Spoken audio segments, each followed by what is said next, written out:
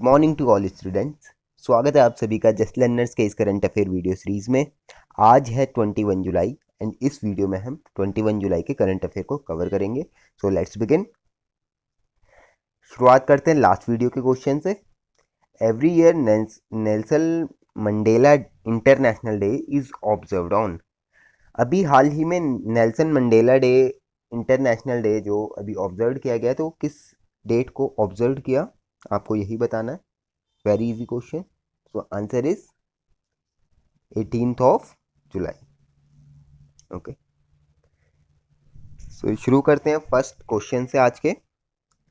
Bathynomus racassa is the first supergiant isopod species to be discovered in the। सो एक अभी ossein में, Indian ossein, Pacific, Atlantic या कोई से भी ओसीन में अभी एक बैथिनोमस रैकेसा जो कि सुपर जायंट आइसोपॉड बोला जा रहा है, वो कहाँ पाया गया है। So answer is eastern Indian ossein near of Indonesia, Indonesia के पास। ठीक है। सो आइसोपॉड क्या होता है? आइसोपॉड होते हैं लाइक टॉर्टोइज होते हैं, कॉकरोच टॉर्टोइज जैसी, जो ऊपर की जैसी उनकी शेप होती है, राउंड शेप, जिसकी ऐसे करके जो शेप्स होती हैं, है ना, एंड देन फिर लेग्स होते हैं। तो इस टाइप के आइसोपॉड्स होते हैं। बैथिनोमस उनकी कैटेगरी होती है। ठीक है। सो साइंटिस्ट ने अभी डिस्कवर्ड किया है ये बैथिनोमस रैकेसा। ओके, एंड इसे कहा जा रहा है cockroach of the sea. And इसके लेग्स जो है वो 14 लेग्स हैं, 14 लेग्स। ओके, एंड लेंथ में ये 1.6 फीट है। ओके, तो लाइक दिस 14 लेग्स बताए जा रहे हैं। ओके, ये बहुत बड़ा है, तो याद रहेगा ईस्टर्न इंडियन ओसीन में पाया गया है ये।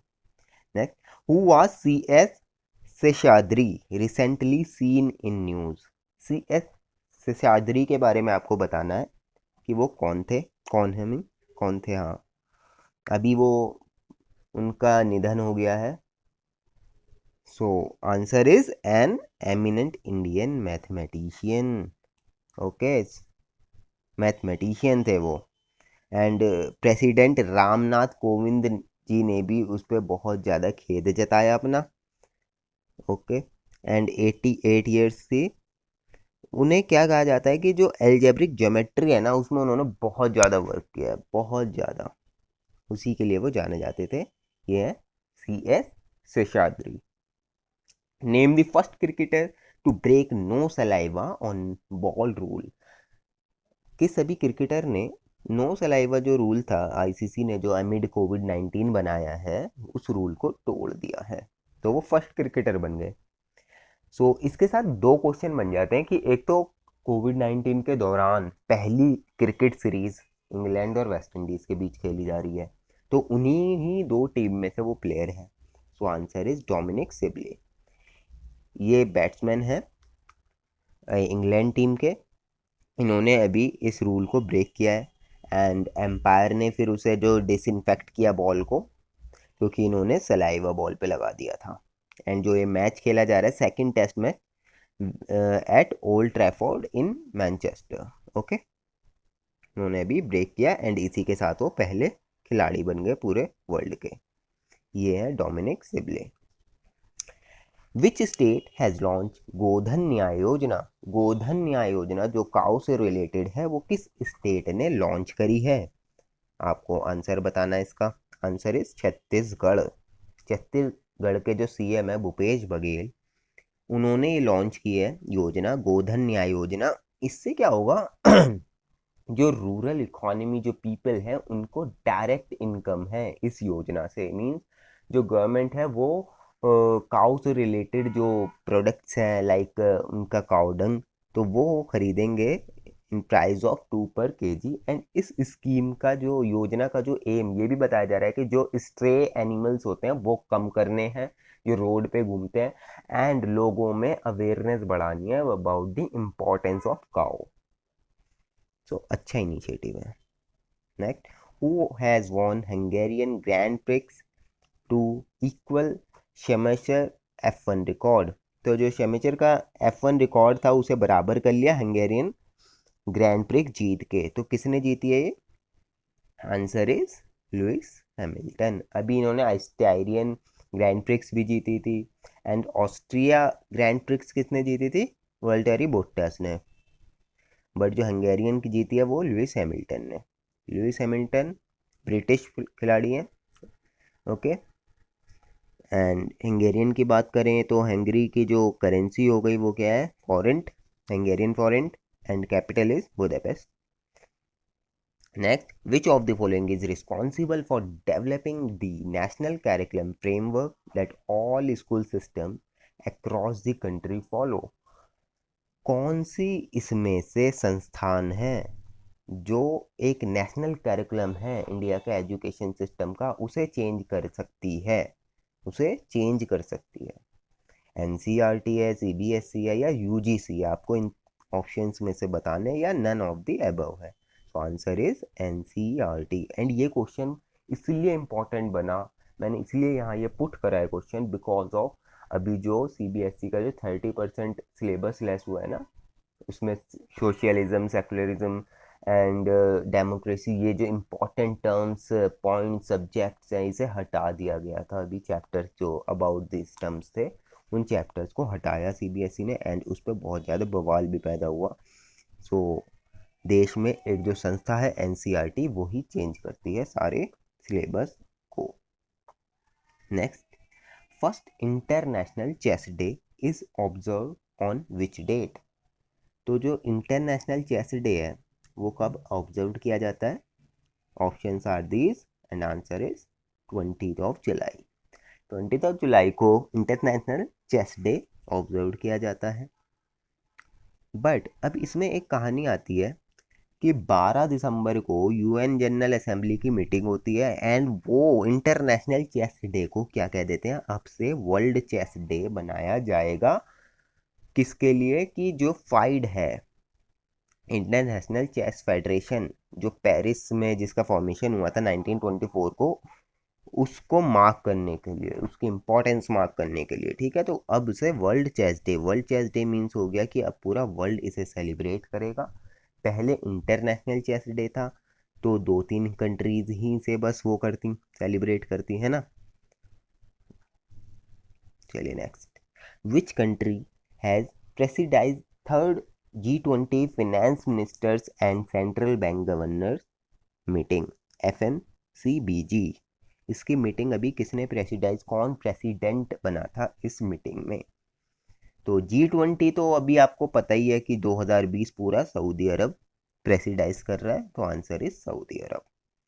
ओके, तो इंडिया की तरफ से निर्मला सीतारमण जी ने इसमें पार्टिसिपेट किया, एंड थर्ड G20 समिट हुई। ओके, तो इसमें जो पूरा जो मतलब फोकस था, पूरा जो एम था, वो कोविड-19 से रिलेटेड था, कैसे इकोनॉमी को ग्रो किया जाए, जो डिसबैलेंस हो गई है इकोनॉमी इस कंट्रीज की, उसे कैसे पाथ पे दोबारा लाया जाए। तो जो ये थर्ड मीटिंग हुई है, इसे भी याद रखिए, क्वेश्चन ऐसे भी पूछा जा सकता है। एंड जो फर्स्ट हुई थी वो कब हुई थी? रियाद में। रियाद क्या कैपिटल है सऊदी की, वहाँ पे हुई थी फरवरी में। ओके, एंड सऊदी अरेबिया की करेंसी, करेंसी की बात करें तो riyal, and capital is Riyadh. Okay, and Italy में नेक्स्ट समिट होगी G20। Okay, who is Kannan Warrior? Kannan Warrior कौन थे, कौन है, सॉरी, कौन है? बहुत ज़्यादा न्यूज़ में है, इन्हें अभी अवार्ड दिया गया है इसलिए न्यूज़ में है। एंड अवार्ड क्या है? वो नेशनल एक्सीलेंस अवार्ड, NEA। तो ये रिसर्चर्स हैं, इन्हें फॉरेस्ट्री में रिसर्च करी है, उसी के लिए Indian Council of Forestry Research and education ने अपना जो ये नेशनल अवार्ड फॉर एक्सीलेंस है वो इन्हें दिया है। किसके लिए? Research in forestry, and forestry के अलावा including conservation of endangered sacred groves. तो जो वो केरला में। तो सेक्रेड ग्रोव्स क्या होते हैं? जो पेड़ होते हैं ना, उनके लताएं नहीं निकल जाती, पूरे घिर जाते हैं, वो गिर जाते हैं साइड में, लाइक दिस, ये होते हैं सेक्रेड ग्रोव। एंड इंडेंजर्ड का मीन्स आपको पता ही होगा, बहुत इजी, की जो खतरे में होती हैं, चीज़ें ख़त्म होने को होती हैं, लाइक दिस। तो सेक्रेड ग्रोव्स यही हैं, ये इनके ऊपर इन्होंने रिसर्च एंड केरला में इसे एक रिलीजियस स्पॉट माना जाता है, इसे लोग पूजते हैं। एंड इसकी बात करें, Indian Council of Forestry Research and Education founded हुआ 1986 में and headquarter is in Dehradun. Next, which country has launch the first Arab mission to Mars on 20 July 2020? किस कंट्री ने अभी अपना पहला अरब का पहला, मतलब कौन सी अरब में कंट्री बन गई जिसने मार्स मिशन को लॉन्च किया 20 जुलाई को? सो आंसर इज यूएई। यूएई ने अभी अपना मार्स मिशन, जो कि होप, जापान से लॉन्च किया है। ठीक है, यूएई पहली कंट्री बन गई है गल्फ में जिसने मार्स को एक्सप्लोर करने के लिए अपना मार्स मिशन लॉन्च किया। ये 14 जुलाई में लॉन्च होने वाला था, but bad weather, because of bad weather ये डिले कर दिया गया। ठीक है, एंड आजकल आप देख रहे होंगे कि जो गल्फ कंट्रीज हैं वो अपार्ट फ्रॉम ऑयल, जो उनका जो ऑयल रिजर्व्स, ऑयल बिजनेस है, और एरियाज में भी एक्सप्लोर कर रहे हैं। तो पूरे वर्ल्ड की नज़र इस पे है कि ये आगे आने वाले टाइम के लिए बहुत ज़्यादा बेनिफिशियल साबित होगा इन कंट्रीज़ के लिए, गल्फ कंट्रीज़ के लिए। ओके, तो ये बहुत बड़ा स्टेप है यूएई के द्वारा। टोटल कॉस्ट इसमें बताई जा रही है $200 मिलियन की। एंड ये जो होप प्रोब है वॉज डेवलप्ड किसने कराया? ये Emirates and Dubai Mohammed bin Rashid space centre, इसने डेवलप किया है, और इन्होंने यूएस एजुकेशनल इंस्टीट्यूशंस की भी मदद ली है। सो गाइज, हाँ यूएस है। सो गाइज, वीडियो को ज़्यादा से ज़्यादा शेयर कर दीजिए एंड लाइक कर दीजिए। एंड आज का question of the day, with which country India has signed MoU to develop strategic petroleum reserve? अभी हाल ही में इंडिया ने एक कंट्री के साथ अपना एमओयू साइन किया, वो स्ट्रैटेजिक पेट्रोलियम रिजर्व बनाने के लिए। तो उसी के बारे में किस कंट्री के साथ उसने एमओयू साइन किया? आपको आंसर इसका कमेंट बॉक्स में देना है। And most importantly guys, channel को सब्सक्राइब कर दीजिए, नोटिफिकेशंस के बेल आइकन को दबा दीजिए। एंड फॉर पीडीएफ मैं डिस्क्रिप्शन बॉक्स में टेलीग्राम चैनल के लिंक डाल रहा हूँ, वहाँ से टेलीग्राम चैनल को ज्वाइन करिए एंड पीडीएफ को डाउनलोड कर लीजिए। Thanks for watching this video.